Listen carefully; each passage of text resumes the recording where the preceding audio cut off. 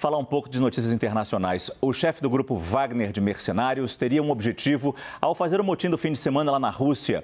O Wall Street Journal afirma que seria capturar 2 líderes militares mais importantes do país.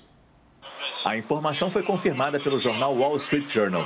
Segundo a publicação, o plano de Evgeny Prigozhin era capturar o ministro da Defesa, Sergei Shoigu, e o chefe do Estado-Maior das Forças Armadas, Valery Gerasimov, o militar com a mais alta patente da Rússia. O Kremlin negou a informação. Ainda segundo o Wall Street Journal, a ação aconteceria durante uma visita dos dois a uma região de fronteira com a Ucrânia. Mas o serviço secreto russo soube da tentativa antes e impediu que o ministro e o general fossem até o local. Foi então que Prigozhin mudou de ideia e decidiu marchar até Moscou com os mercenários do grupo Wagner.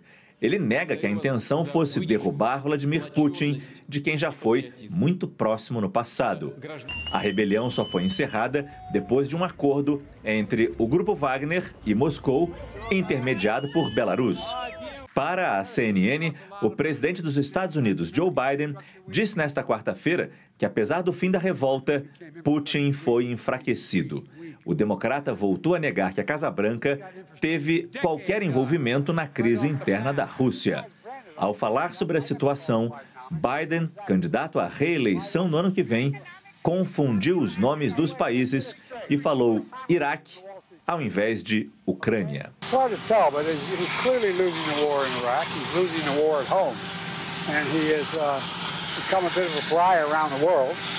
Enquanto isso, na guerra da Ucrânia, mísseis russos mataram 11 pessoas na cidade de Kramatorsk. Mais de 40 ficaram feridas, incluindo um bebê de 8 meses de idade.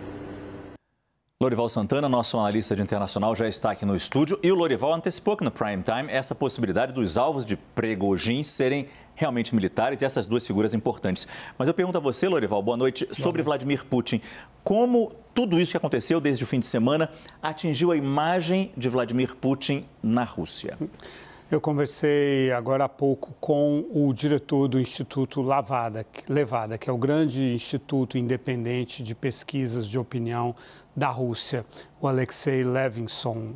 E ele me disse que a popularidade, a taxa de aprovação do Putin caiu de 83% em maio para 81% depois desse episódio, que é uma mudança, uma variação irrelevante.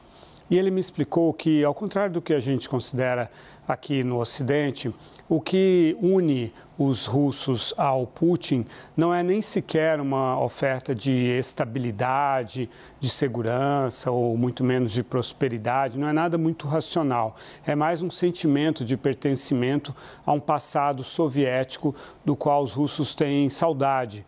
Aquele momento em que os russos, e não só os russos, todas as etnias da União Soviética estavam todos juntos num país muito grande que era respeitado tanto pelos Estados Unidos quanto pela Europa. É isso que transparece em mais de 270 pesquisas que o Instituto Levada faz desde que o Putin chegou ao poder no ano 2000.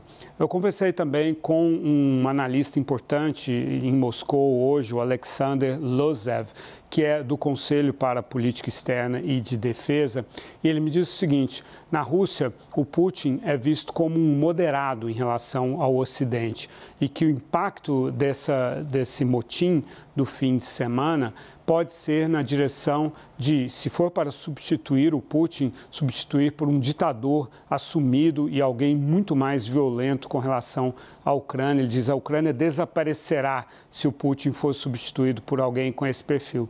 E ele diz que isso pode acontecer na eleição do ano que vem, se acontecerem 2 coisas. Primeiro, se o Putin não obter uma vitória na Ucrânia, ou, aí ele diz que Deus, God forbid, que Deus evite isso, né?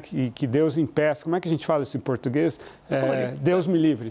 Deus me livre. Perfeito, isso. Deus me livre se ele fizer um acordo com o Volodymyr Zelensky. É interessante ouvir os pessoal dos think tanks do establishment de defesa e política externa russo, porque a gente recalibra a nossa visão, né, Márcio, do que são as conclusões que os russos tiram. Então, quando o Biden diz, O Putin está enfraquecido? Sim, mas qual é a consequência disso? Não é a chegada de um grande democrata que vai se retirar da Ucrânia necessariamente. Os sentimentos dos russos são bastante diferentes do que a gente imagina. Falei também com um ativista, um diretor de uma grande organização de direitos humanos da Rússia, muito tradicional, mas ele prefere não ser identificado neste momento. Ele disse que eles esperam uma onda de repressão daqui a um tempo.